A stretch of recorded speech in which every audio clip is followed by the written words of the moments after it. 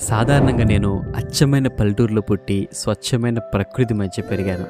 ప్రతిరోజు స్కూల్తో పాటు పొలం పనులు చేయడం, గేదెల్ని కాయడం, చెట్లు కొమ్మలతో ఆడుకోవడం, ఇలా పశువులతో ప్రకృతితో ఒక అవినాభావ సంబంధం ఉండేది.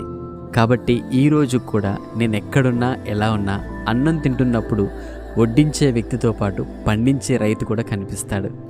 గాలి పీల్చుకునే ప్రతిసారి చెట్టు యొక్క విలువ కనిపిస్తుంది. రోజులు గడిచాయి, కాలం మారింది. ఉపాధి రీత్యా పట్టణాల్లో స్థిరపడ్డాను. ఈ జనరేషన్లో పుట్టిన మా పిల్లలు ప్రకృతికి దూరంగా, పొల్యూషన్కి దగ్గరగా ఈ పాపులేషన్ మధ్యలో పెరుగుతున్నారు. అందుకనే సాధ్యమైనంత వరకు మా పిల్లల్ని బయటికి తీసుకువెళ్ళి పచ్చటి పొలాల్ని, పశువులను, పక్షుల రాగాలతో కూడిన ప్రకృతిని కనెక్ట్ చేస్తుంటాను. లేదంటే కొద్ది కాలానికి పాలు ప్యాకెట్లో నుంచి, కూరగాయలు మార్కెట్లో నుంచి వస్తాయనుకున్న ఆశ్చర్యపడిన అవసరం లేదు కదా. దాని భాగంలోనే రీసెంట్గా అక్షయకల్ప ఫామ్ విజిట్ చేశాం. పదండి, మా ప్రయాణం మీతో.